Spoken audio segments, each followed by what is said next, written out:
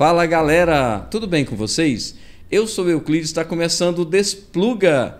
Pode chegar, já vai chegando deixando o seu like, compartilhando o vídeo com seus amigos e não se esqueça de se inscrever no canal. A minha equipe hoje é comandada pela Mari Cavalcante na mesa e na produção a nossa querida Fátima Nunes, que está ali correndo atrás de um cabo. Temos aqui também a Mônica lá do condomínio Vivendo a Felicidade com seu filho e o querido ali assessor da nossa convidada. Quero falar da nossa convidada. Ela é uma jogadora de vôlei de praia, mas ela jogou e ganhou várias medalhas. Conquistou medalhas sul-americanas, medalha brasileira e também conquistou medalha no PAN. Ângela Lavalle, tudo bem com você? Seja bem-vinda ao Despluga. Obrigada pelo convite, é um prazer estar aqui com vocês, convidados também que ali estão de honra e todos vocês que estão nos acompanhando. Graças a Deus, realmente eu tenho isso aí no meu currículo, Euclides, e para mim é uma honra estar aqui e poder falar um pouquinho da minha história. Legal, é sobre sua história mesmo que a gente quer saber. Fala um pouco da Ângela por Ângela Lavalle. Bom, eu sou aqui de Taguatinga, nascida no Hospital de Taguatinga, né? Cresci aqui na M Norte, L Norte, também ali na Você gosta de Brasília, assim? É uma cidade que você nasceu aqui, mas você nunca quis morar fora. Com atletas geralmente têm a oportunidade de morar fora do país, do país até da cidade até do país. Você nunca teve essa vontade? Então, eu amo Brasília. É né? mesmo? Amo Brasília, nasci aqui, minha família está aqui, meus amigos, mas eu já morei fora. Já morei por 2 vezes no Rio de Janeiro, né? Já viajei esse mundão aí afora, graças ao esporte, né? Que me deu essas oportunidades. E eu não descarto não de morar fora, né? Mas graças a Deus, assim, até aqui o Senhor me ajudou. E eu tenho até falado muito esses últimos dias, né? Eu quero ser guiada pelo Espírito. Se for para ficar aqui, glória a Deus. Se for para sair, amém também. Como foi começou o seu interesse pelo vôlei? Como foram os seus primeiros passos lá no voleibol? Bom, a minha geração, a nossa geração, né? Nós crescemos na rua, brincando na rua, brincadeira meio pique-pega, sobe e desce, bandeirinha, né, tudo. Então eu comecei assim bem novinha, a gente não tinha essa internet que os meninos estão viciados hoje. Então a gente brincava de bola, brincava de tudo. E minha irmã mais velha também começou a jogar e ela treinava à noite. Aí para ela não voltar sozinha, ela me levava, eu levava minha irmã. E assim, ali no Bombeiro, em Taguatinga, no centro, não tem ali um bombeiro, então ali tinha uma quadra e ela treinava ali. E aí, como ela voltava tarde, às vezes 10, 11 horas, aí para não voltar sozinha, ela levava um monte de nós. E eu ficava ali de boleira da minha irmã. É mesmo? Ficava ali de boleira. Como é que é o nome da sua irmã? Sandra. Sandra Rebouças, minha irmã, obrigado por ter me levado, levei muita bolada. Ainda bem que a Sandra te iniciou, né, nesse desejo de jogar Pois vôlei. Era uma prática, assim, normal na rua. Todas as ruas que você andava nas praças, né, as pessoas tinham o costume de jogar vôlei. E aí eu comecei muito novinha, muito precoce. Eu me lembro assim que com uns 8 anos eu já jogava pela escola, já comandava o time, porque eu já tinha essa prática com a minha irmã, né, que estava sempre comigo, e também com o pessoal da rua. A gente já tinha essa prática, eu já tinha um domínio de bola. Aí com 10 anos de idade, eu passei a treinar no CID. Você já ouviu falar do CID? Que é o Centro de Iniciação Desportiva. Sim, sim. É um projeto do governo aqui, né, do Distrito Federal, que tem em vários lugares. Então eu fiz parte do CID. As escolas encaminham possíveis atletas, os possíveis atletas para o CID, né? E o CID faz uma avaliação e verifica a possibilidade de ser realmente atleta e começa a tratar essa criança, esse adolescente, já como atleta, é isso, né? Isso. Aí foi isso que aconteceu comigo. Comecei a me destacar, né, nos jogos escolares. E aí eu fui chamada para fazer parte do CID de Taguatinga Norte, ali no 12, que fica bem próximo ali da delegacia, bem pertinho da gente. Então, assim, eu sou bem daqui mesmo, bem de Taguatinga, né, do nosso bairro aqui. Legal. E ali aí, é o quê? QNG, QND, né? Ali é entre a QNG e a QNH. QNH. O H já fica um pouquinho mais de cima. Isso. E aí eu comecei ali treinando 3 dias por semana. Tem até uma cena, assim, que eu nunca me esqueço. Que quando eu cheguei para me apresentar, né, e a professora chamava Ângela. Já tinha dado aula para as minhas 2 irmãs mais velhas. Aí eu me apresentei e falei, eu sou a Ângela. Ela falou, mas você já sabe jogar? Eu falei, já jogo já há tempos na escola. Ela é mesmo, ela achou interessante. Aí ela falou assim, então, você sabe sacar por cima? Eu falei, sei. Aí eu peguei a bola com 10 anos e dei um saque por cima. Ela ficou assim, rapaz, não é verdade? Ela ficou impressionada. Aí eu falei, pois é, não falei? Aí dali eu comecei e não parei mais, Euclides. É mesmo, que legal. Não parei mais. Às vezes as crianças que começam no vôlei têm muita dificuldade de soltar a bola, né? Algumas até chegam a machucar porque também não sabem fazer a recepção, né? Essa dificuldade você consegue ver nas crianças que você tem contato, que você tenta incentivar o vôlei? Bom, assim, hoje em dia eu vejo uma dificuldade porque as crianças perderam muito esse contato com a rua, com bola, né, com outras crianças, até por conta da internet, né, das coisas digitais. Eu vejo isso com um pouco de receio, porque você perde, assim, coordenação, as crianças estão mole.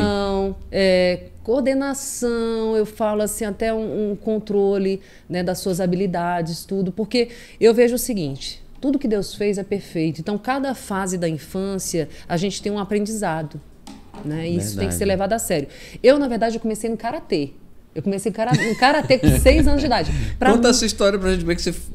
Não, antes do karatê, tem uma você falou da infância, dessa fase 10, 12... É justamente a fase onde... Você já era altona assim, com essa idade? Você não eu sofreu sempre muito fui bullying? alta. Não? Eu sempre levei... Eu, por mim, assim, eu sempre pensei assim, que eu queria ser até mais alta.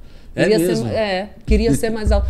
Não tive, Quando eu vi você chegando, ele falou, a típica mulher que assim, tem todas as características de uma jogadora de vôlei. Eu acho que hoje, para se jogar vôlei, você precisa ter uma certa altura, né? Não sei, Você acredita que eu não sou tão alta? É mesmo? Eu sou mediana. Caramba, pro vôlei? Pro vôlei. Hoje, pra quadra, se eu ainda estivesse jogando, porque assim, eu comecei, como eu te falei, comecei no karatê com 6 para 7 anos de idade. Depois eu passei a fazer o vôlei com atletismo, vôlei de quadra, com atletismo ao mesmo tempo. No entanto, eu fui campeã de marotinha, eu cheguei a ganhar bicicleta correndo, né? E aí, eu só migrei mesmo pro vôlei de praia já em torno de 21 para 22 anos, que eu fui pro vôlei de praia. Você jogava duplas antes? Jogava na quadra. Na quadra. Uhum. O vôlei indoor, né? Uhum. Com 6 jogadoras, né? Aquele da quadra. Sim. Mas eu percebo, assim, que na minha história, o karatê, o atletismo, tudo isso me ajudaram demais. Porque o esporte, assim, no caso do karatê, né? Que você tem que ter uma postura, você tem que encarar seu adversário, tem um kata que você tem que ter todo um posicionamento. Isso me trouxe um posicionamento diferenciado, né?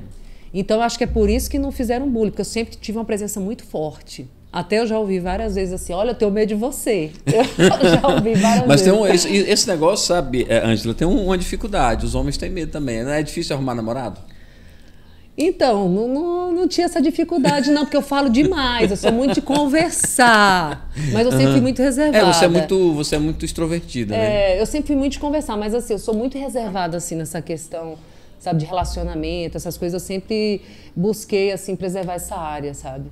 Quais são as modalidades do vôlei? O vôlei de praia, vôlei de quadra. O vôlei de praia há alguns anos, há bastante tempo, já foi reconhecido nos Jogos Olímpicos, né? Mas antes era só o vôlei indoor, né? Que é o jogo de quadra, né? Praia é mais recente, né? Nossa primeira medalha, se eu não me engano, veio no finalzinho dos anos 80 para os anos 90, se eu não me engano, que foi com a Jaqueline, né, e a Sandra Pires. Eu torci muito naquele jogo. Acho que o Brasil inteiro torceu. Pois é, né? Eu tenho uma lembrança bem distante, porque quando a gente joga quadra, a gente nem sabe o que é. Eu, quando jogava quadra, era só quadra. E eu sempre fui muito profissional.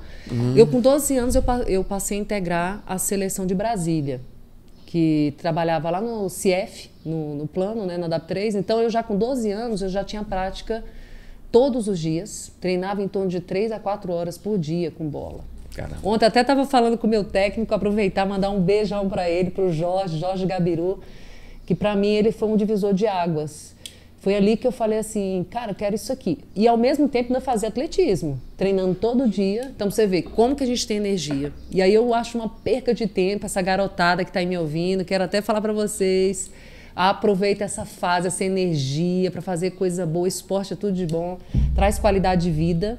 Né? Fora as amizades, eu tenho grandes amizades. Eu sou da mesma geração da Paula Pequeno, bicampeã olímpica. Legal. Né? Entre legal. outras jogadoras que ainda jogam até hoje. Você jogou contra ou com algumas dessas jogadoras? Joguei com a Paula Pequeno, né? Nós representamos Brasília nos campeonatos brasileiros, vários, diversos. Jogou com ela, ao lado dela? Isso. Nós pegamos a primeira seleção brasileira. A Paula Pequeno era o que? Era...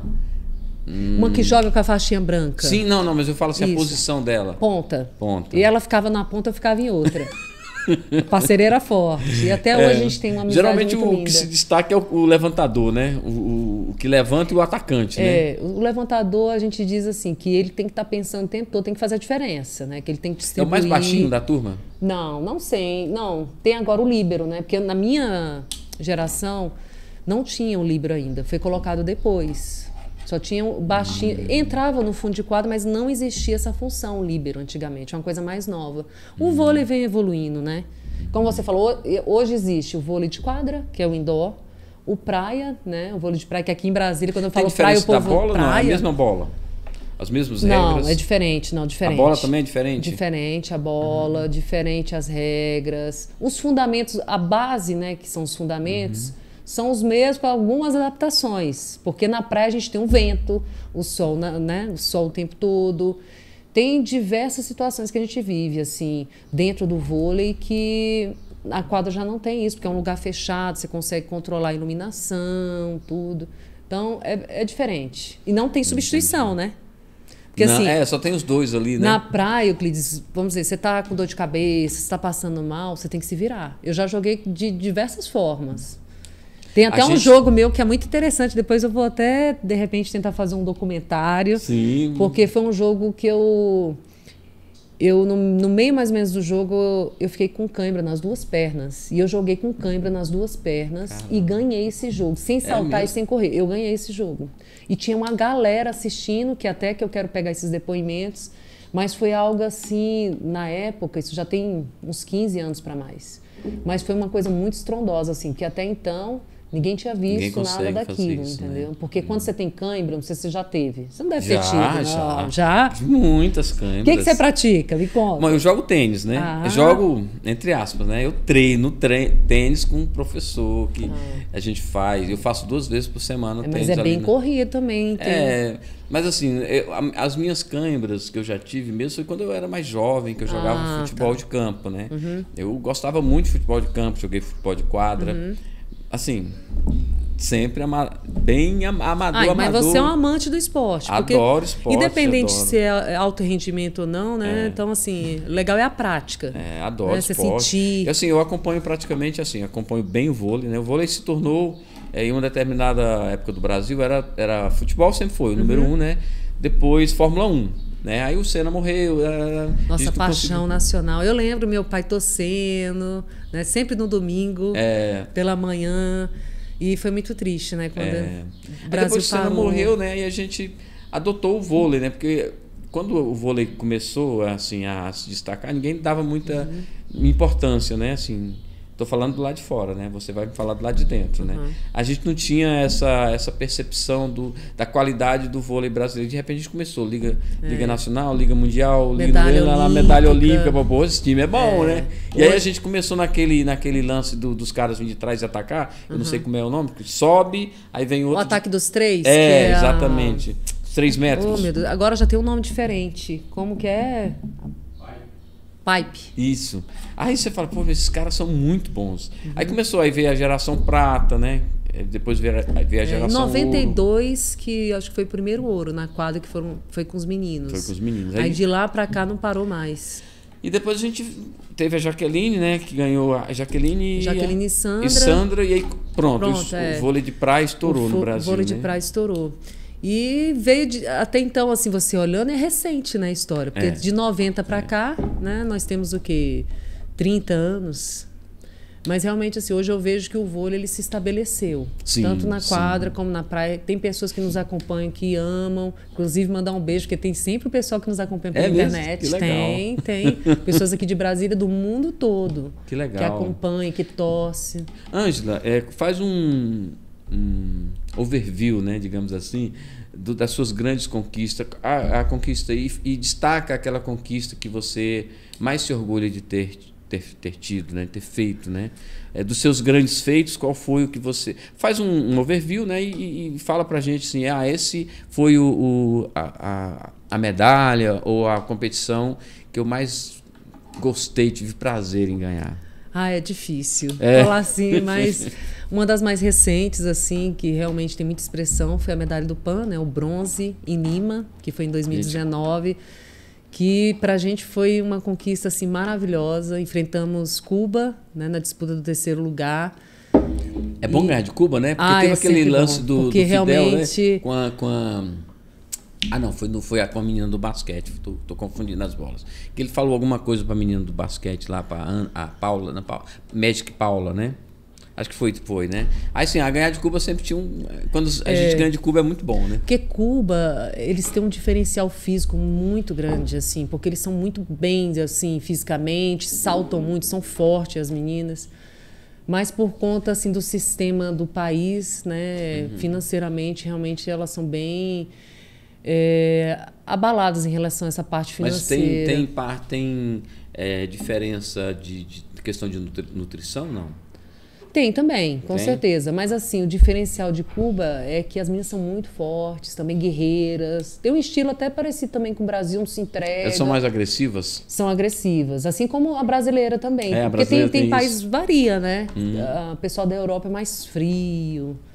Aí, assim, o brasileiro já é mais agitado, mais aguerrido, né? Então, cada país tem a sua característica. Mas eu te interrompi, mas continua no seu raciocínio. O PAN de Lima, assim, foi muito bacana, foi uma superação. A gente perdeu uma semifinal para os Estados Unidos, que também, né, é um grande adversário. Mas no dia seguinte a gente estava lá buscando a medalha de bronze e jogamos muito bem, do início ao fim, conquistamos. A medalha de bronze é melhor que a medalha de prata? Olha, eu vou te dizer, tem minhas dúvidas, depende, tudo depende. É porque assim, as pessoas podem não entender, mas quem ganha medalha de bronze ganha, né? Quem ganha medalha de prata perde, né? Perde uma partida. Mas né? imagina você ganhando uma medalha de prata nas Olimpíadas. Só de você estar numa final, de você chegar ali entre os melhores do mundo, já faz um diferencial. E aí tem outras conquistas, né? Eu tive várias conquistas pelo Exército, Obrigado. né? Que eu fui atleta militar. Você também foi militar? Sou, né? Sou da reserva. A gente fala que não se aposenta. Eu sou da reserva, mas durante 7 anos eu representei legal a força. fala um pouco. As pessoas têm muitas dúvidas com relação, porque vamos entrar no assunto assim. Não, vamos lá. Alguns atletas nas Olimpíadas e em competições internacionais. No pódio, eles fazem a continência. Fala um pouco sobre esse projeto que é do governo federal, acho que vem há alguns anos, se eu não me engano. Isso. Já há muito tempo, né? Isso. E eles... Como é esse projeto? Para mim foi maravilhoso. Por quê? Eu estava em competição internacional, né? Quando um amigo meu me falou, abri um edital para fazer parte do Exército. E você que é atleta, você pode entrar, se inscreve e tal. E eu estava participando da competições internacionais. E ele falou, a data já está quase acabando, faça logo. Então eu cheguei de viagem na segunda-feira e o prazo acabava até quinta. Só que assim, tinha várias documentações, vários exames que eu tinha que fazer. Mas graças a Deus eu fiz isso, porque eu fui do primeiro edital que o Exército abriu. E eu entrei em 2009, fiquei até 2016.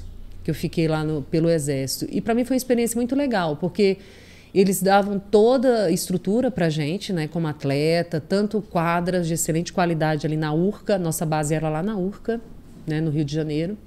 E aí a gente tinha profissionais, exames, todo um sistema assim, trabalhando para a gente, para nos dar esse apoio, né, algo que eu até então não tinha experimentado na areia. Né? Foi um divisor de águas. E eles expandiram para todas as modalidades. Eles, na verdade, o projeto era atender assim, os principais atletas do Brasil e, com isso, dar melhores condições para quando chegasse a Olimpíada aqui no Brasil, esses atletas tivessem condições, boas condições para estar trabalhando com as suas equipes. Né? E deu muito certo, porque aqui nas Olimpíadas do Rio foi assim, um recorde de medalhas. Né?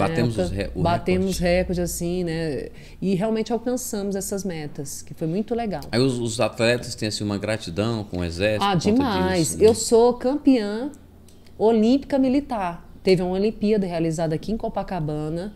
Vieram atletas do mundo inteiro jogar. Foi uma competição assim, muito bacana. Tem até vídeos, depois o pessoal quiser acompanhar. Vamos acompanhar esse vídeo aí Foi muito legal. A YouTube. Gravação profissional, sabe, dos legal. Jogos. Foi muito legal.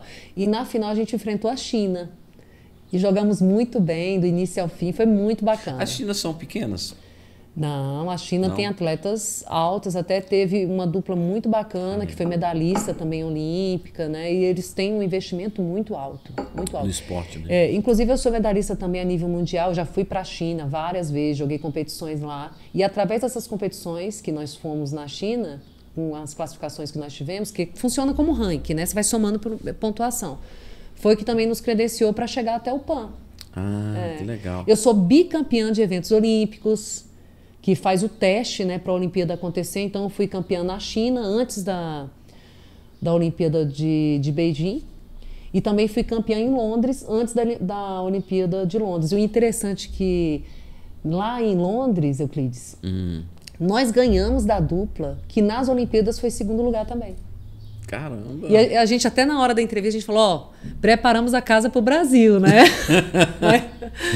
E em Londres, o Brasil ficou com terceiro lugar, se eu não me engano, no feminino, foi, né? E lá, quando a gente fez o evento teste, nós ganhamos, né, o evento teste em Londres, Estados Unidos ficou em segundo lugar e o Brasil em terceiro. Né? Eu falei, que seja uma prévia aí do que está por vir.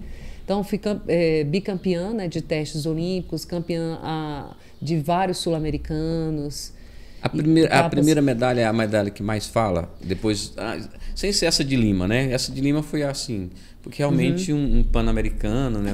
É diferenciado. É diferenciado, né? É uma medalha que não é para qualquer um, a gente sabe disso, a gente sabe o nível que é você conquistar uma medalha desse porte, né? Mas qual foi a sua primeira medalha? Essa abriu o cenário para você. Eu vou te confessar que foi aqui dentro de Brasília mesmo. Porque a gente começa jogando em casa, né? Então, quando eu iniciei jogando na areia, que foi em 2002, as primeiras competições que eu comecei a jogar foi aqui dentro de casa mesmo, os brasilienses. E joguei com atletas experientes, então isso me motivou. Eu via as atletas, falava, não, preciso treinar mais, preciso melhorar. Então, isso me motivou. Então, a partir daqueles campeonatos, foi que eu falei, preciso de melhorar, preciso de fazer algo diferente.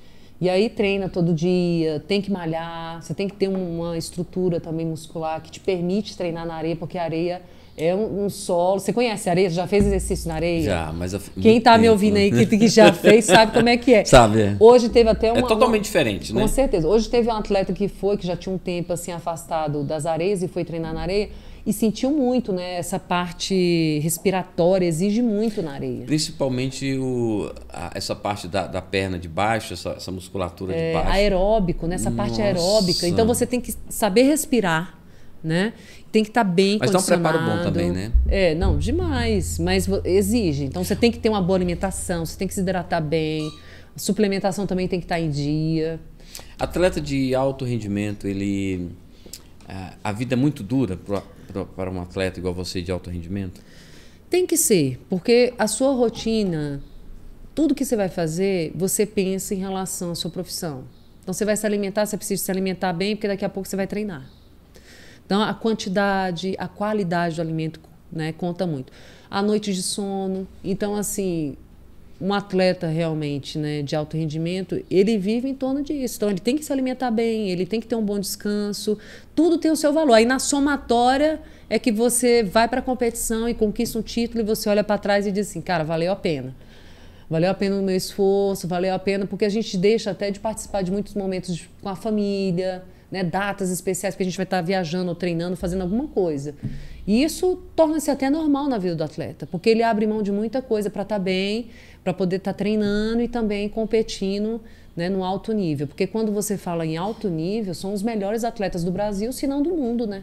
Então... É verdade. Quem é que fica o seu staff? Quem é que te impulsiona? Quem que não deixa a peteca cair do seu lado? Começa na família, né? O pessoal da família também já é bem consciente, então, assim, de dar esse apoio, de saber que realmente nem tudo a gente vai estar presente, que a gente também não pode participar de tudo. E vi o incentivo também, porque todo mundo quer ver a gente ganhando, mas para ganhar sabe que tem um preço a pagar. E também a equipe tem que acreditar. Então, o técnico, o preparador físico, os auxiliares. Esse ano eu estou fazendo 20 anos que eu estou na praia, né, no vôlei de praia. E a maioria do tempo eu treinei com homens. Né, porque o homem sempre vai ser mais forte, sempre vai ser mais veloz. E isso pra gente, né, a mulher treinando, isso te incentiva sempre a você estar melhor. Você nunca fica na zona de conforto, porque por mais que o rapaz esteja um mês ou mais tempo, por ser homem, ele vai estar sempre à frente, porque ele vai saltar mais, vai ter força. Então a gente não pode deixar a peteca cair. Tem que estar sempre bem. O vôlei mudou a sua vida? Você poderia dizer que o vôlei mudou a sua vida? Você teria, com certeza, um outro destino se não fosse o vôlei? Mudou e para melhor. Graças a Deus, sim, o que eu conquistei, tem minha casa, né, meus investimentos, tudo que eu conquistei através do vôlei. Né, eu até tenho algo assim, uma observação que eu faço, que graças a Deus, até hoje, eu não paguei para jogar. Por quê? Nós temos bons projetos aqui em Brasília, sabe? Quando eu comecei a jogar não era assim, nem sempre foi assim. Mas quando eu comecei, que eu vi a diferença de jogar no indoor para praia, por quê? Quando você está no vôlei indoor, o técnico cuida de tudo para você. O gestor do seu time, eles cuidam de tudo. Então, a sua preocupação é chegar ali, treinar, pegar sua bolsinha, ir embora, voltar, somente. E quando eu cheguei na praia, que eu vi assim, nossa, eu tenho que correr atrás de passagem, eu tenho que correr atrás da minha equipe, eu tenho que fazer isso, aquilo, eu tenho que ganhar a competição, eu tenho que ter uma classificação para ter uma premiação, para poder custear a minha rotina. Então, é muita coisa para você administrar. Você leva um choque. Mas ou você aprende a correr atrás e resolver questões, ou então você não vinga como atleta. E aí foi quando eu comecei a entender como funcionava a Secretaria de Esporte aqui do Distrito Federal, conversar com pessoas, né? Também, assim, saber fazer Você parcerias. mesmo foi na secretaria lá buscar apoio? Isso, sim, você, o atleta que corre atrás na praia. Caramba. Então inverteu, né? Eu estava acostumada a chegar, treinar, tudo pronto, treino pronto, tudo pronto. Você só vai lá e faz o seu melhor, se esforça.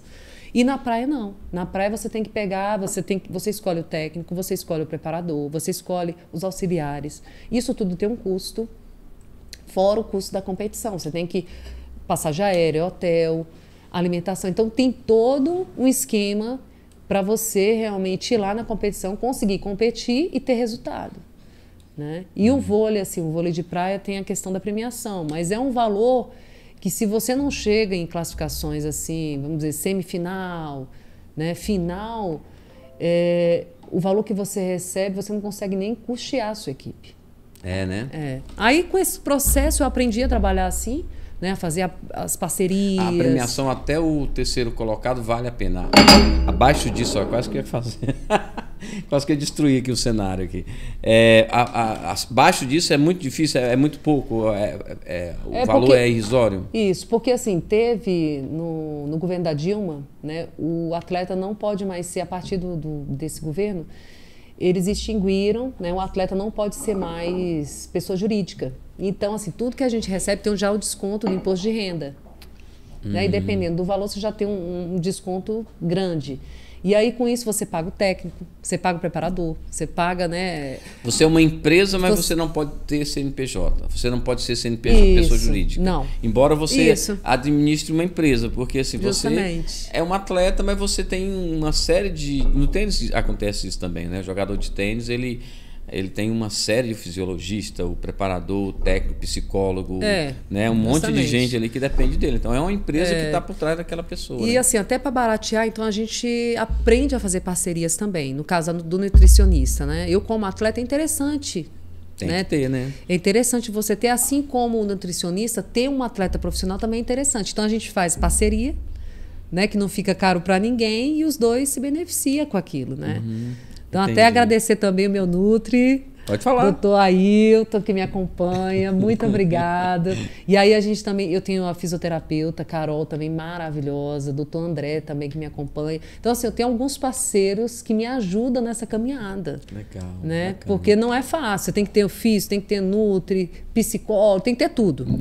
Porque é uma profissão que te exige. Né? Como você falou, não tem substituição. Então, você está ali, você tem que se preparar ao máximo para chegar ali. É verdade. Quais foram os atletas que mais te inspiraram, assim, do vôlei e fora do vôlei?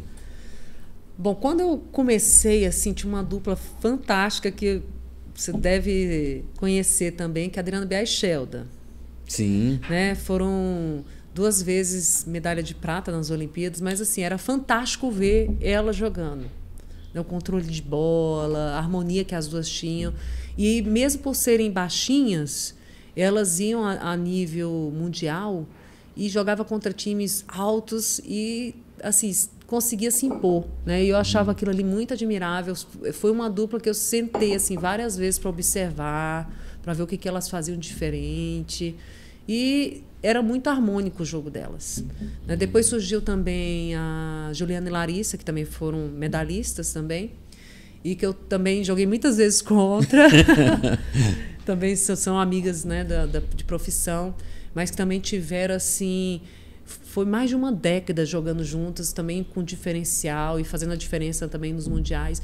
E outras atletas assim que eu joguei também, que se tornaram mais que parceiras, se tornaram irmãs. Eu tenho minha amiga Mônica, que para mim é mais que uma amiga, é uma irmã, né? Legal. Porque a gente convive muito junto, né? Até mesmo a gente convive mais junto com a parceira, às vezes, do que com a própria família. A própria família, né? Verdade. Né? Né? Então, a gente, além de jogar, a gente conhece a família, a história de cada uma. E acaba tendo ali um vínculo também de amizade, que é muito bacana. Porque o esporte, ele tem uma duração. Mas a amizade vai pro resto da vida. Fora do vôlei, tem alguém que você admira, assim, no esporte? Do esporte fora do vôlei, tem o Guga, né, que fez a diferença, Ayrton Senna, né, o próprio Pelé, que até hoje, assim, às vezes eu estou viajando, o pessoal me vê com a roupa do Brasil e fala, Pelé, Ayrton Senna. Aí eu, É verdade. Né, o pessoal vê com a roupa do Brasil e já, Ronaldinho! Ronaldinho! Eu já tive essa experiência. Não, e eu que, assim, arrasto no inglês, né? Eu falo muito portanhol, aí a gente fica se comunicando, mas o interessante, Euclides, sabe o que é? Cara, como a nossa bandeira é amada. O esporte, ele é uma grande alegria, não somente aqui no Brasil, como fora. Cara, quando eu encontro com alguém que está morando fora, assim, no exterior, que vê a gente com a roupa do Brasil e que é brasileiro, meu Deus, como eles se alegram. Então, assim, o brasileiro pode estar morando há anos fora. Vê uma bandeira, o olho brilha. Então, é a nossa nação, nosso povo, cara. É precioso demais. É precioso demais. Você falou sobre as premiações, né? Quando você é uma medalhista aí pan-americana, uma medalhista...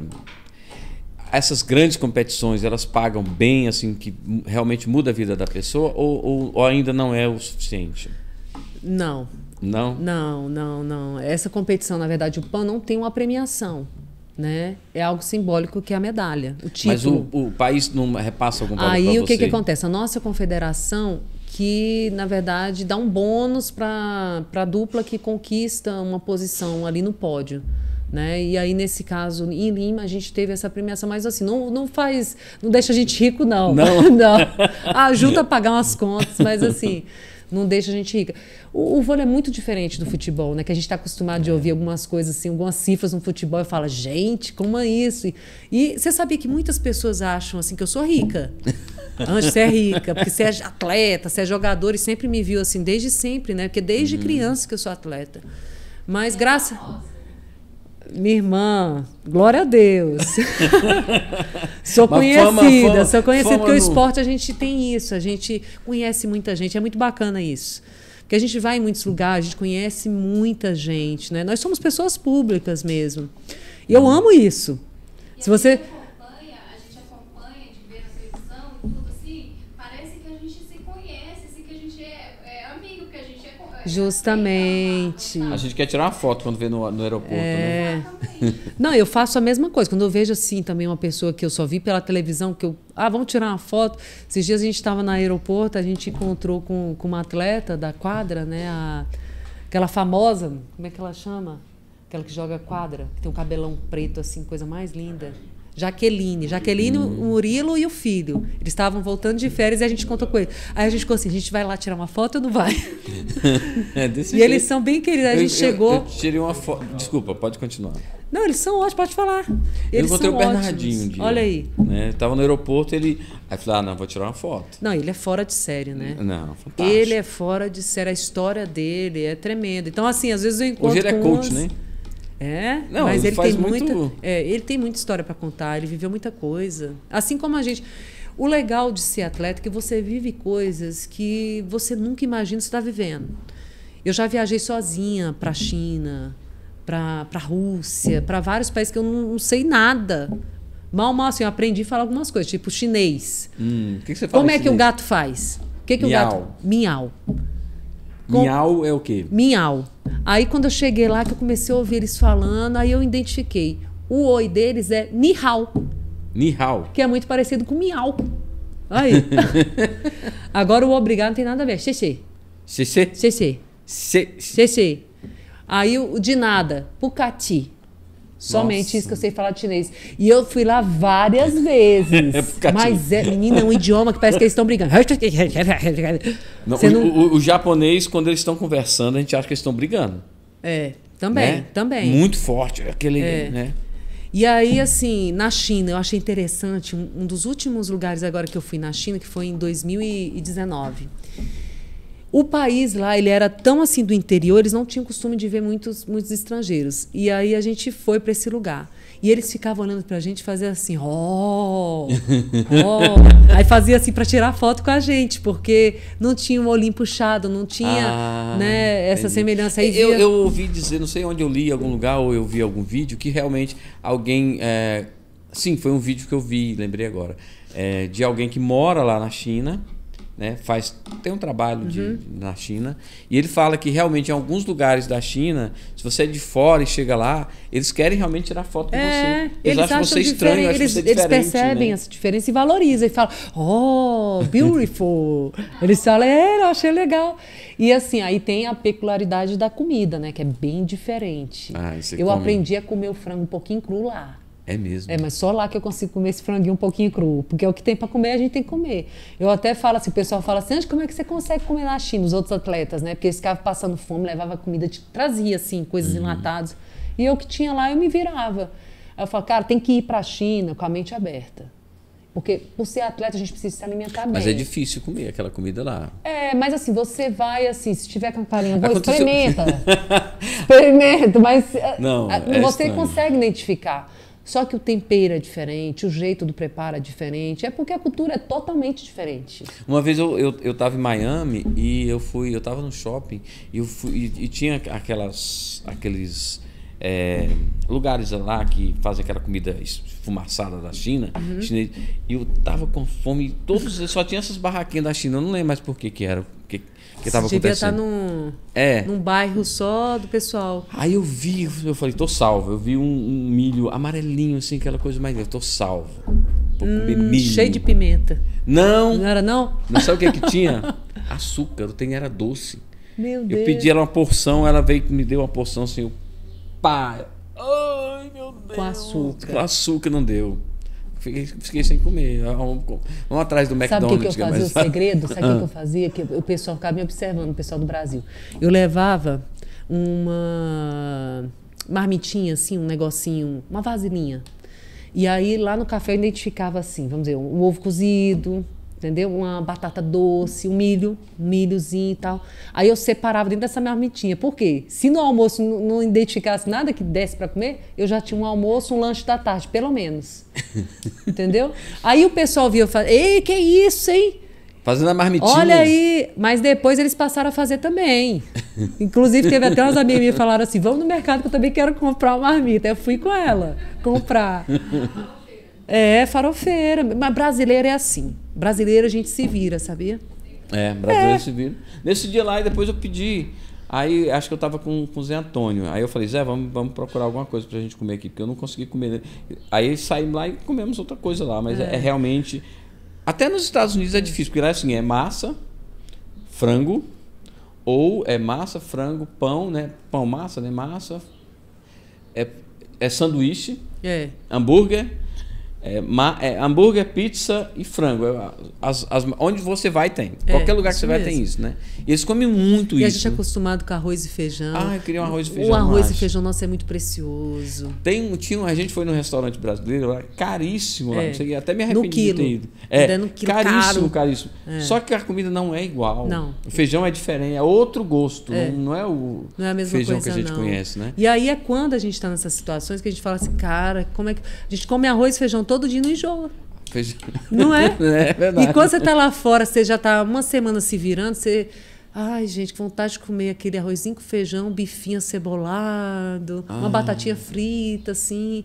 Até que batata frita é universal. Só que tem os preparos. Os preparos são meio diferentes. Mas assim, aquele prato tradicional que a gente come aqui mesmo, né, no dia a dia. O que você acha que o Brasil precisa fazer para terem mais atletas medalhistas, para melhorar essa parte no voleibol? Aqui você falou de Brasília. Brasília realmente é um lugar, tem vários projetos, tem realmente é diferenciado, né? Mas o que o Brasil precisa fazer, que você acha, na sua opinião? Euclides, eu acredito o seguinte, o Brasil tem que investir na base de fato e de verdade. Porque você ouve muito dizer, mas na prática mesmo, nos dias de hoje, nossas crianças estão aí, jogadas. Ou então alguns professores que realmente fazem de muito coração, assim, por amor ao esporte, né? Geralmente são ex-atletas que percebem em si mesmo, então na própria família, assim, o benefício do esporte e começa um projeto e ali de forma bem precária ele vai fazendo um projetinho social, formando atletas, só que chega um ponto que ele não consegue mais dar estrutura para aquele atleta que se destaca. E aí é quando aquele atleta ou vai fazer outra coisa porque não tem condição financeira de se manter, né? Ou então alguém, né, de uma forma divina, pega ele, investe para que ele vá para frente. O Brasil, ele tem uma coisa assim que eu acho muito negativa. Ele só valoriza quem já é. Então, eu acho que as nossas políticas públicas, tenho certeza, tem que investir na base. Identificar esses talentos, já começar a investir, porque muitos desses são de famílias humildes. Eu sou de família humilde. Né? Mas como eu joguei até uns 21 anos na quadra, foi o que eu te falei, eu tinha um suporte por trás, porque eu tinha um técnico, tinha um supervisor, né? Tinha uma federação que cuidava. Mas quando eu vim para a areia com 21 anos, foi que eu entendi como é que funciona a areia e assim funciona outros esportes. Como é que funciona a areia? O atleta, ele é dono da sua carreira, ele entendi. tem, além de lidar com a sua rotina de treinos, ele tem que correr atrás das parcerias, ele tem que fazer a compra da sua passagem, quando a sua cidade não tem esse apoio. E eu vejo o seguinte, Brasília hoje é um referencial em termos de projeto, né? De projetos assim, que atende os atletas, na verdade. Projetos como o programa Bolsa Atleta, o programa também Compete Brasília. São 2 programas que nós temos aqui na nossa Secretaria de Esporte que nos dão suporte, tanto a mim como também atletas amadores, iniciantes, de diversas, todas as modalidades são acompanhadas. O Bolsa Atleta é o equivalente à Rouanet do esporte? Não, o Bolsa Atleta é equivalente à Bolsa Atleta Federal. Né? Então, esportes olímpicos, né, que fazem parte dos esportes olímpicos, tem uma bolsa mensal. Então, assim, ali você já vai ter pelo menos um básico para manter sua rotina. Né? Porque é transporte, é alimentação, suplementação. Você tem os gastos de ser atleta, para você só manter sua rotina. Isso o nosso Bolsa Atleta faz muito bem. O nosso Bolsa Atleta a nível de Distrito Federal, da nossa Secretaria de Esporte daqui. E também tem um Compete Brasília. O que é Compete Brasília? O Compete Brasília, eu vou competir... eu fui competir agora em João Pessoa. Eu tive o apoio do programa Compete Brasília. Então, eu fui e voltei com a passagem paga pelo governo de Brasília, porque eu estou indo representar Brasília. Mas isso é raro no Brasil. Brasília está à frente da maioria dos estados. Né? Tá na maioria dos estados. Então, o que eu conheço é Brasília, Vitória tem um projetinho também, mas não é equivalente ao que de Brasília. Tem alguns projetos no Sul, que o Sul tem uma estrutura melhor, mas o Nordeste, em relação a isso, é super precário. Né? Então, isso também assim, é algo que, no caso para deputados distritais, deputados federais... É isso que eu ia te falar. Investir. Tem muitos... atletas que hoje estão na política, né? Vamos citar a Leila do vôlei, né? Que inclusive ela é senadora e agora está sendo candidata a governadora do Distrito Federal. Isso. O que muda com esses ex-atletas na política? Bom, o atleta, assim, a gente desenvolve muito assim, essa questão da resiliência, né, de você realmente aceitar um desafio e ir com tudo até o final. Porque é isso que a gente faz durante toda a nossa carreira. Então, ela chegou onde chegou graças também ao que ela aprendeu com o esporte. Ela traz isso, essas características agora para a política, né? Então, eu vejo que ela está se destacando. Né, tá, você conheceu ela? Você jogou contra? Joguei contra a Leila, convivemos também no mesmo ambiente. Ela veio para a praia, né, depois de um certo tempo. Joguei na quadra e também joguei na praia. Né? E a gente teve... Ana Paula Henkel, você jogou? Joguei. Contra ou a favor? Contra. Joguei contra um grande atleta. Foi uma das maiores atletas, né, que vieram da quadra para a areia. Ela foi até para a Olimpíada, né? Foi atleta olímpica. Jogou também com a Leila. Fez parceria com a Leila na areia. Parece que estão distantes ou é porque as profissões agora de cada um, as iniciativas de cada um são diferentes e elas não se encontram A vida muito? da gente, assim, né? Eu tenho grandes atletas, né? Que desde 12 anos até 10 antes. Então, com o esporte, a gente convive muito, faz muita amizade. E essas amizades a gente leva para o resto da vida. Só que, assim, trabalha, cuida da família, né? Você tem uma série de coisas que você faz também fora o esporte. Então, acaba que a gente vai se distanciando. Uma hora ou outra a gente se encontra. Né? Tem uma grande amiga minha, quero mandar até um beijo para ela, que voltou a jogar depois de mais de 20 anos parada.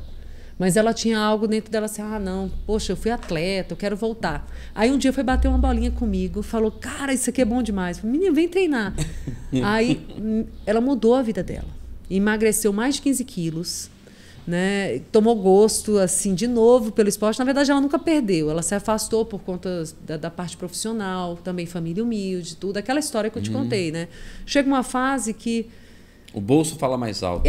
A necessidade. Então, assim, os atletas mais humildes têm isso. Né? A gente sabe como é que é. Eu, por 2 vezes, quase que eu fui morar no exterior, nos Estados Unidos, porque eu recebi convite para ir para os Estados Unidos estudar, ter bolsa integral de faculdade, moradia, né? Até uma ajuda de custo financeira. Mas aí surgiu um time aqui, eu fiquei. Por 2 vezes quase que eu fui para lá. Mas, os times aqui no Brasil pagam razoável para os atletas ou não? Você fala o quê? Quadra? É. Depende muito do lugar, do time. Nós temos aqui em Brasília 2 times, né? Que jogam Superliga A. Tanto no feminino como no masculino. Eles ficaram entre os 10 primeiros, se eu não me engano. Mas agora eles têm como objetivo ficar entre os 8. Então... Mas, assim, em termos salarial, eu não sei muito por fora. São 2 universos diferentes, sabe? Praia da quadra. Mas ninguém fica rico, não. Já vou dizer, não. Assim, os atletas que recebem melhor, posso dizer, são aqueles atletas de seleção, que são mais valorizados, aqueles que estão sempre ali na seleção brasileira, que são mais cotados, mais vistos, né? Então, essa visibilidade também traz... Jogar fora também, na Itália, jogador de quadra. Isso. Então, assim, quanto maior foi o seu currículo em termos de seleção brasileira, tantos anos, medalhista, então é isso que faz com que você receba mais. É isso. Como é que é a sua rotina de treino? Você treina muito? Qual é a sua rotina? Então, hoje eu tô com 41 anos. Desde o ano passado, assim, que eu tô dando uma pausa no meio da semana. O corpo já não é o mesmo, né? Eu tô com 41 mais. Plus. Então, assim, a gente dá uma pausa no meio da semana, mas a academia todos os dias, né? De segunda a sexta, às vezes até de segunda a sábado, dependendo da semana. E treino com bola, a gente treina em média 4 vezes por semana, com bola na areia, né? Em torno de 2 horas, 2 horas e meia. Qual é o clube que você treina? Hoje eu treino na Arena Guaraense. Arena Guaraense fica perto ali da Feira do Guará, né? Tá. E eu treino com o argentino, né? Que é o Carlos Rodrigo, conhecido como argentino, nasceu na Argentina, mas se criou aqui no Brasil. Tem o meu preparador também, que é o Nonato, que eu treino aqui na Smart Fitness. E faço parte do Brasília Vôlei, né? Um projeto também inovador. O Brasília Vôlei lançou o Brasília Praia e eu estou tendo a honra de fazer parte dessa primeira edição também. Assim como foi no Exército, a primeira edição, né? Eu estou fazendo parte agora do Brasília Vôlei, edição Praia. A parte de alimentação é a parte mais difícil do atleta, assim? Porque assim, tem a parte dos exercícios, mas acaba que você acaba gostando porque você é atleta, né? Ah, eu gosto de fazer isso aqui, isso é bom para minha forma, mas resistir aos doces, às guloseimas, é difícil. Não é fácil, não. Eu gosto de um docinho. Mas assim, você coloca como objetivo, então você vai usando tudo aquilo ali a seu favor. Eu costumo até dizer assim, às vezes a pessoa fala, a vida de atleta é bom demais, vai lá pra praia, ainda mais a gente que joga na praia, né? Joguei agora em João Pessoa, lindíssimo lugar. Até falo assim, me acompanha um dia de rotina para fazer o que eu faço. É pesado, porque assim, a areia te suga muito, você fica muito cansado. Então, 2 horas na areia te exige, você tem que se alimentar bem para suprir tudo aquilo que você perdeu. Você tem que ingerir muito líquido. A parte da suplementação também, para você sanar tudo aquilo ali, né, aquele gasto calórico, tudo aquilo ali que você praticou.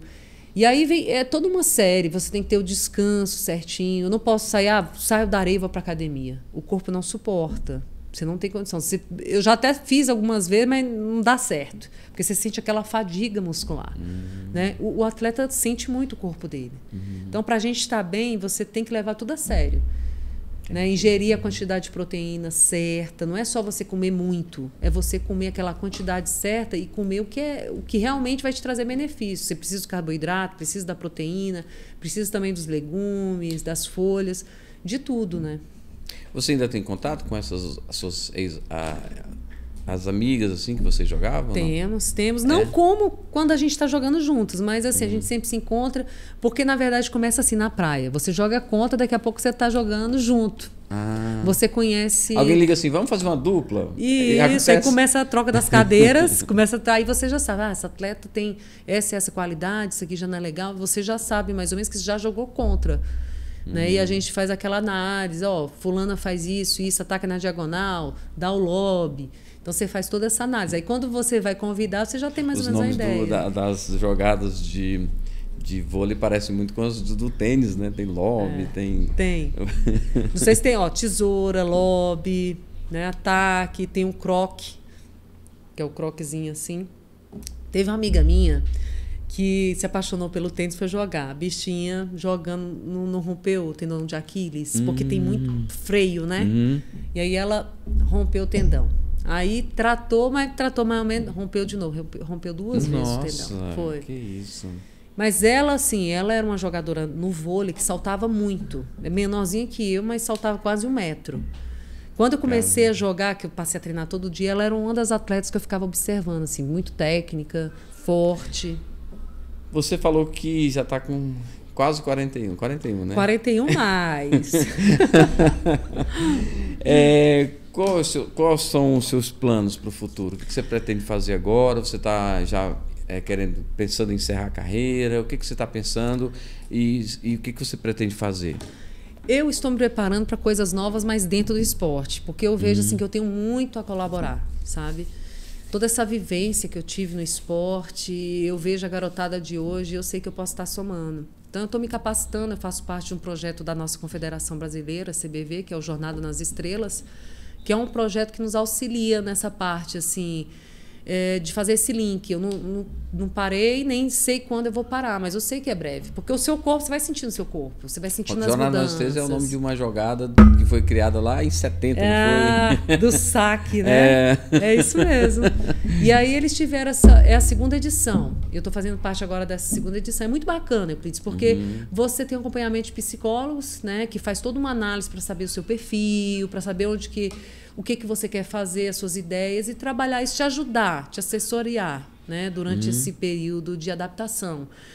De transição, na verdade. É um período de transição, porque eu sei que eu quero permanecer na área esportiva. Até no meu currículo eu coloco qual a sua pretensão. Então, eu pretendo trabalhar nessa área de gestão esportiva, de palestra, eu gosto muito de me comunicar. Assumir uma secretaria do esporte? Aí a Deus pertence, não sei. Tô orando. Isso, tô orando, tô me preparando. Eu sou formada em administração, sou pós-graduada em marketing e a minha última graduação foi em gestão esportiva, já visando essa área, né? Eu já visualizo isso. E eu sei que eu tenho muito para somar. Eu sei que eu tenho essa experiência toda. Eu amo ver as pessoas assim, tendo prazer com o esporte, sabe? É uma coisa que realmente assim me traz um prazer de ver que a pessoa, através da prática, seja uma caminhada, seja uma corrida, ou então na academia, mas que ela consiga assim, identificar que aquilo ali é um prazer para ela. E por conta daquele prazer, ela passa a se alimentar melhor, ela passa a dormir melhor, tem um rendimento durante o dia. Então, quando eu vejo isso, pessoas me procuram até para me perguntar, para buscar sugestões, e eu vejo que de alguma forma eu colaborei, eu fico muito feliz. Isso gera, assim, uma alegria, um prazer. Então, eu já percebi que isso gera prazer. Eu quero trabalhar com algo que me dê prazer, assim como atleta. Né? Você é uma pessoa vitoriosa, mas tem um outro lado que é a vida social. Isso. Você tem tempo para essa vida social? Agora tem mais, né? Ou não? Não tem como você desassociar. Né? Então, assim, eu sou muito do contato. Às vezes eu tô ali, tem uma amiga minha, vou mandar um beijo para ela, Tereza Cristina. Ela é de Maceió, vou encontrar com ela na próxima... Não é a ministra Tereza Cristina, não, né? Não, mas ela é uma amiga que eu amo demais. Ela saiu de Maceió para torcer por mim em João Pessoa. Caramba! Foi. Aí eu perdi o jogo valendo semifinal. E ela disse que foi para um canto, começou a chorar e falou, eu vou embora, não vou mais ficar aqui vendo o jogo, não.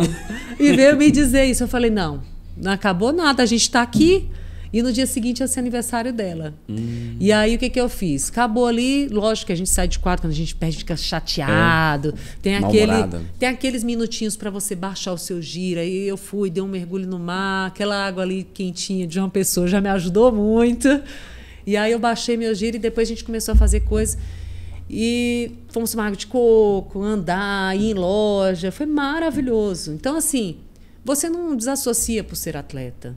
Muito pelo contrário, eu vejo assim, o esporte é uma ferramenta fantástica de comunicação, de socialização e uma série de outras coisas. Então, por que a gente não incentivar mais? Né? Eu tenho isso como uma bandeira mesmo. Sim, legal. Né? Eu fiz até parte de uma divulgação do Ministério do Esporte, o antigo Ministério do Esporte, justamente incentivando essa prática. Eles até me perguntaram, tá, mas o que você sugere? Eu falei, bom, a pessoa que é sedentária tem que começar primeiro numa caminhadinha, né?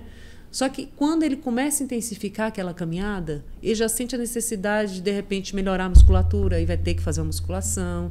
Daqui a pouco ele vê que está andando muito bem, já acelerou o passo, então ele vai querer começar com aquela corridinha. Então você vai evoluindo, porque você vai sentindo o seu corpo trabalhar, melhorar, a disposição muda tudo. Só melhora. Qualidade de vida. Então, eu tenho isso como uma bandeira, não somente por ser atleta, mas porque eu percebo isso. Nós sentimos muito o nosso corpo. Né? Nós sentimos... Quando eu paro assim, de férias, eu realmente paro, porque como é um esporte de alto rendimento, tem muito impacto, então esse tempo é necessário até para você sanar algumas inflamações. Às vezes você está com uma tendinite, alguma inflamação em alguma parte do seu corpo, joelho, que a gente usa muito, joelho, ombro, né? Então, eu dou essa parada e com umas 2 semanas eu já sinto falta de fazer algo. Mas é necessário até o descanso. Assim, no tênis, por exemplo, tem a confederação, a ATP e a WTA, né? Eles estão muito rígidos com relação ao doping. Como é feito o controle de doping no vôlei? Nós temos também, né? Da WADA. Isso. Não é isso? Da WADA? Que faz o... A gente tem uns questionários... Isso. Geralmente, assim, quando a gente vai jogar as etapas internacionais, a gente tem que preencher a gente tem que fazer um curso, na verdade, onde responde alguns questionários, assiste alguns vídeos, né? E lá você vê várias coisas, assim, exemplos de atletas que passaram pelo doping foram pegos, né? Então, assim, a responsabilidade social com isso, até mesmo, assim, a parte da sua saúde, né? O preço que você vai pagar ingerindo ou usando certos tipos de substância. Então, isso é muito sério. No vôlei, assim, sempre tem aqui dentro do brasileiro, de vez em quando tem, não é uma rotina no brasileiro, mas no mundial é algo constante. Principalmente quando você entra ali nas fases decisivas, já disputando para ir para uma semifinal, você tem sempre esses testes. É algo normal. Posso entrar num assunto muito polêmico? Pode. Bom, então vamos lá. Manda. No Brasil tem uma atleta que ela é um homem que nasceu mulher. Como é que é a história aí? Tiffany. Tiffany, isso. Me fala um pouco sobre a sua opinião de dentro da quadra, porque assim, a gente que está de fora, a gente pode ter preconceito, a gente pode ter algum ranço, alguma coisa, mas alguém que está lá dentro da quadra, como que você sente isso? Jogadoras que mudaram a sua, não sei como se fala, a sua opção sexual, não sei se é opção, mas é porque eu não quero falar um termo incorreto, mas o que eu penso sobre, né? Então, eu fiz até parte de um debate na Câmara, né, sobre isso, onde estava a Tiffany e a Ana Paula, né, a Ana Paula contra a Tiffany, defendendo, lógico, que ela quer continuar participando. Mas assim, eu como atleta, eu como mulher, eu sou contra. Por quê? Até então, a Tiffany disputava antes de fazer, porque na verdade é uma questão que você coloca a sua parte hormonal de acordo com os critérios, né? Você baixa a sua taxa de... Oh, meu Deus. Hormônios. Isso. Tem uma modificação, mas isso à base de remédios. Só que o músculo não deixa de ser um músculo de um homem. Lembra quando eu falei que eu treino com homens aqui? O que acontece? Às vezes, tem meninos que jogam lá comigo, mas só vão nas férias. Então, eles já estão 6 meses parados e vão treinar comigo. E eles continuam com a força desproporcional. Se eu ficar 6 meses parado, com certeza eu vou perder musculatura, a força não vai ser a mesma. Mas o homem, ele é sempre mais forte que a mulher. E, no caso, né, a Tiffany, tem um músculo que foi criado como homem. O termo correto que eu queria usar era uma mulher trans, né? Ela passou a ser uma mulher trans, se descobriu, se revelou, e aí decidiu optar por ser uma atleta feminina, né? Mas isso incomoda um monte de gente, né? Porque assim, outros esportes também estão tendo esse problema, né? Teve uma pessoa também na natação, na luta e outros tantos. Só que assim, a diferença, até pelas fotos, né? Você percebe uma diferença que é nítida. Em proporção, em tamanho, em força, entendeu? Então assim, eu sou mulher e sou atleta. Então já foi assim uma luta para nós mulheres conquistarmos o que a gente tem hoje de igualdade com homens. No caso do vôlei, existe uma igualdade, que foi, né, uma luta muito grande de toda a nossa categoria para que chegasse a ser o que é hoje. Então, eu vejo isso como você retroceder. Eu defendo o seguinte, que faça-se, então, uma liga para pessoas como mulheres a Tiffany, né, que fizeram essa mesma situação. Aí sim, seria uma coisa justa. Mas do jeito que está sendo, não. No entanto, não autorizaram mais ninguém. Porque por mais que você faça uma redução ali hormonal, um ajuste hormonal, a testosterona, né? A questão da testosterona é muito forte. É muito forte. Então, assim, por mais que você faça aquela adaptação, a pessoa não vai deixar de ter aquele músculo que foi trabalhado como homem até 20 e tantos anos. A questão da força, da velocidade, né, do alcance. Eu imagino que, inclusive, eu lembrei dessa questão mais por conta do que a gente estava falando de antidoping, né?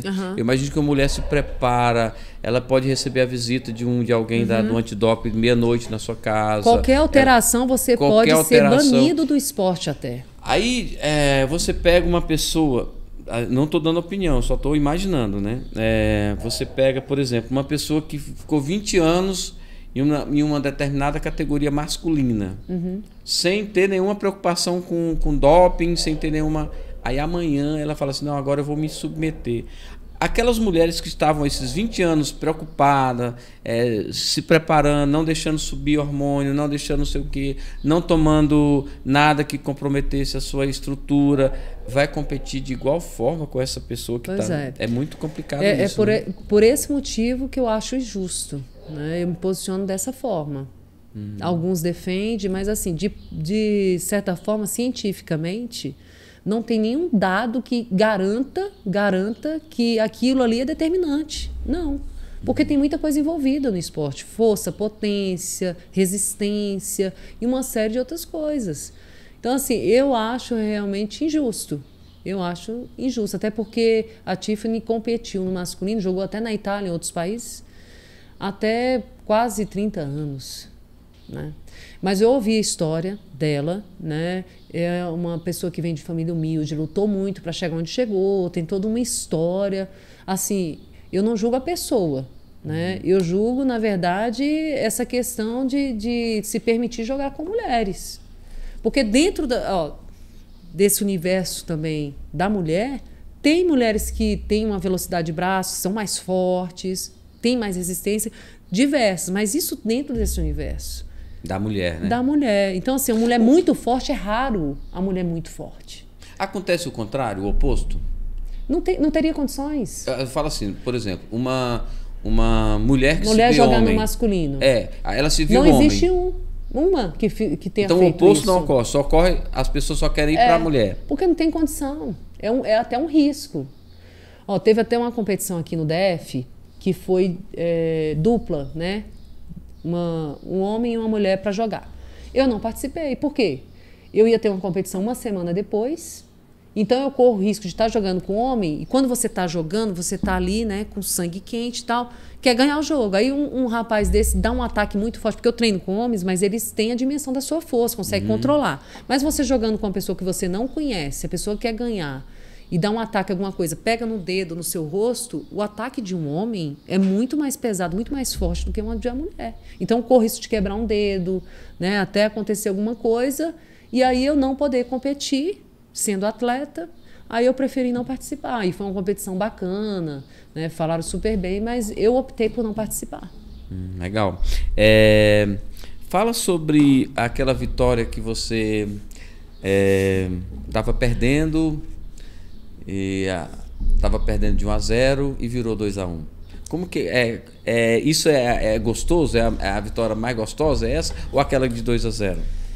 Eu vou contar uma em especial para vocês, que tem até um vídeo, depois qualquer coisa até mando esse vídeo da comemoração. Foi muito bacana. Por quê? A gente estava jogando no Rio de Janeiro, era um evento teste, e essa competição foi a primeira competição que eu viajei sem saber se eu ia competir ou não. Por quê? Ia ser no Brasil, no Rio de Janeiro, e tinha um limite para duplas brasileiras. E eu estava iniciando um novo projeto com a menina, ela não tinha ponto, e a confederação me falou o seguinte: vem para o Rio de Janeiro, talvez você jogue. Eu falei, mas vocês não me dão uma certeza? Não. Aí tá, fui. E aí a gente conseguiu passar pelo classificatório, começamos a jogar no torneio principal, que é o Qualifying. Já ouviu falar do Qualifying? Sim. Que é um torneio que você joga para entrar no principal. Isso. E aí a gente conseguiu, passamos o Qualifying e fomos jogar. E aí um jogo valendo as quartas de final, aí eu e essa minha parceira jogando, e a gente jogava contra o time da Espanha.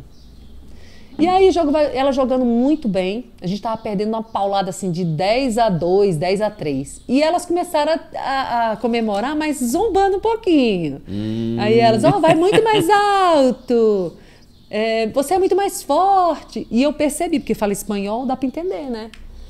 E aí, quando eu ouvi aquilo, meu sangue ferveu. Aí eu peguei minha parceira e falei assim: você tá ouvindo o que elas estão falando? Aí ela tava assim, brava porque tava errando algumas bolas. Ela tava assim, eu falei: você ouviu? Não vamos permitir isso, vamos para cima, vamos jogar tudo que a gente tem para jogar. E aí o jogo rolando e elas continuavam.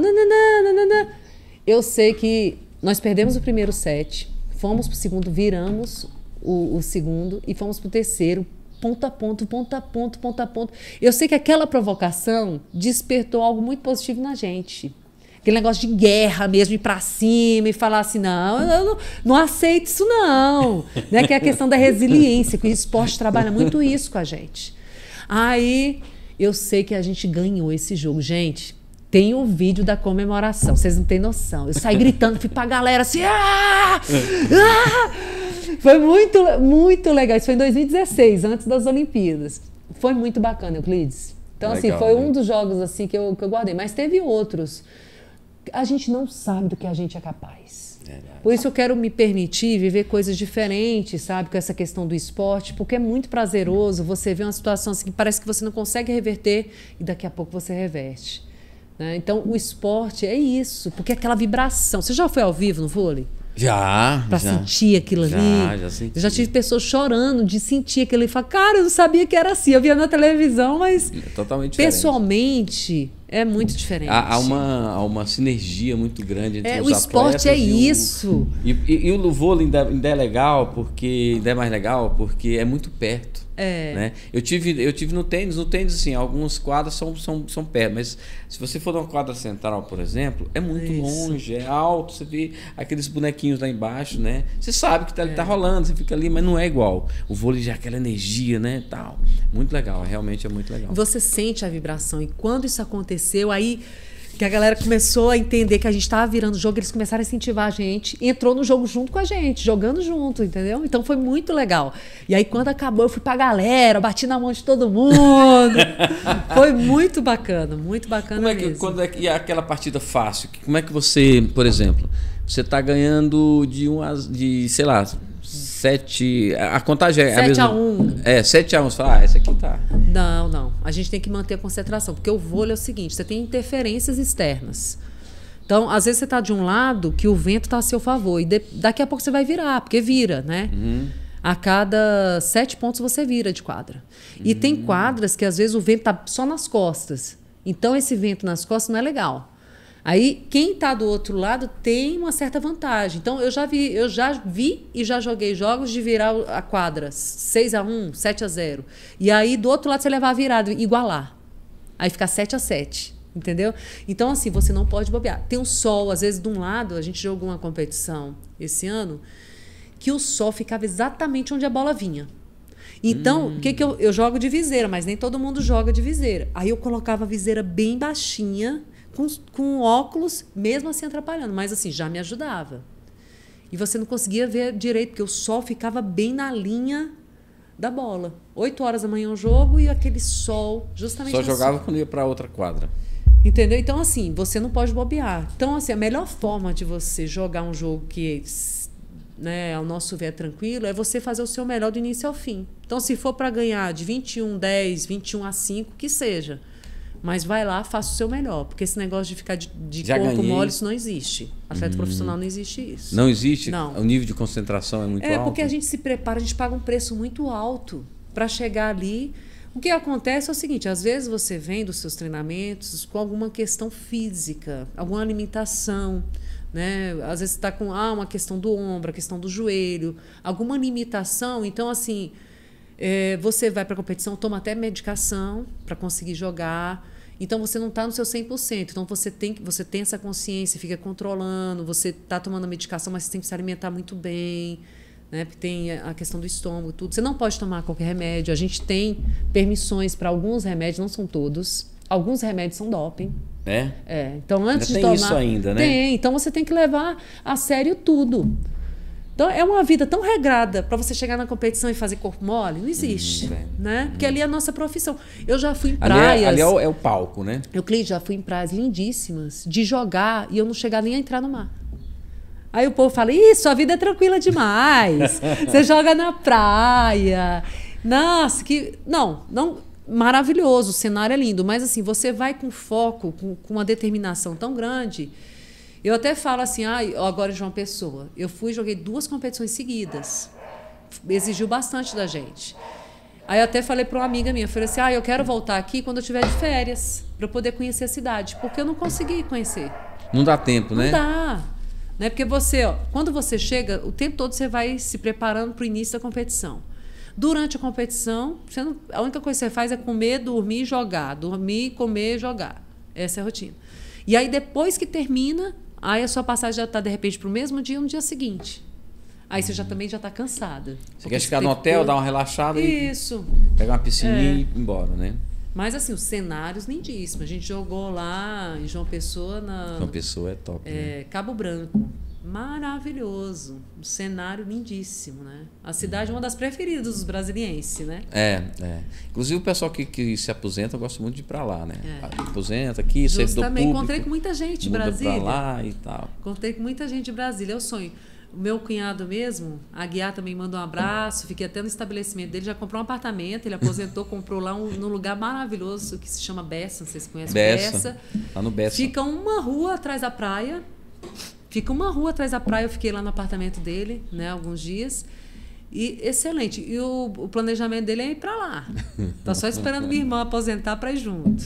Legal. Ângela, muito obrigado pela sua presença aqui no Despluga. Foi um prazer. Foi ótimo. Se deixar, meu filho, eu falo tanto. Não, foi ótimo. A gente foi conversando aqui, entramos até num assunto que a gente... Mas me conta assim, antes de encerrar. Essa ideia aqui, eu amei o lugar. Legal. Cara, muito bacana. Parabéns à equipe toda que está aqui. Vocês estão de parabéns. Achei fantástica aqui a ideia.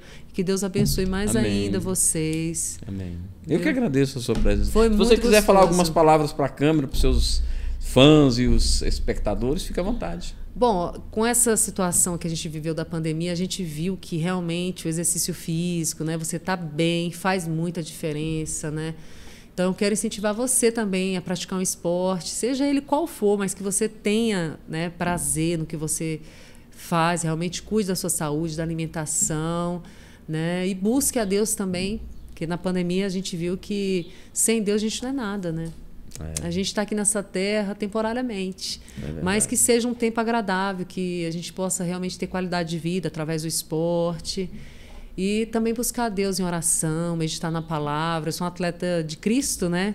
Eu, além de levar essa mensagem do esporte, eu também levo essa palavra de vida abundante, porque através de Jesus a gente tem acesso a essa vida abundante. Porque nem tudo, no esporte mesmo, né? A gente, no mesmo dia, a gente vive assim, altos e baixos. A gente ganha, ai, tá maravilhoso. Mas quando perde, a gente também, tá ruim, tá ruim. Então a gente está sempre assim, né? Buscando esse equilíbrio. Todo, né? E eu tenho isso através do Espírito Santo, que está sempre assim me dizendo, oh, você é mais que vencedora. Você não ganhou não, mas você é mais que vencedora. Eu faço parte da Batista Ebenezer, ali de Vicente Pires. Vicente Pires, legal. Pastor Adriano, pastor Alana. Mas é algo que eu sempre falo também, porque depois que eu conheci Jesus, a minha vida mudou também. Eu percebi isso, né? Nós somos mais que vencedores, independente das medalhas ou não. E é isso que eu digo para você também que está nos ouvindo. Busque ao Senhor em espírito, em verdade, busque conhecê-lo, né, como amigo, como Senhor e Salvador. Legal. Desejo sorte para você nas suas competições. Obrigada. Desejo chuva de bênçãos em sua vida. Amém. E desejo também que você tenha um futuro brilhante no que você escolher para fazer. Amém. Muito obrigado por ter vindo aqui. Eu que agradeço. Obrigado. Um beijão para todo mundo. Tô aqui. Super beijo. Obrigado. E acompanha aqui, hein? Ó, com a gente. Ó, Despluga. Um beijo. Valeu. Obrigada, Euclides. Obrigado a todo mundo. Quero agradecer você também que esteve conosco até agora. Muito obrigado. Não se esqueça de se inscrever no canal. Se inscreve aí, rapaz. Dá essa força pra gente. Deixa o joinha. Vai lá no Instagram e segue a gente lá no Despluga Podcast, tá bom? Eu vou ficando por aqui com toda a minha equipe. A gente se vê no próximo episódio. Obrigado. Fui!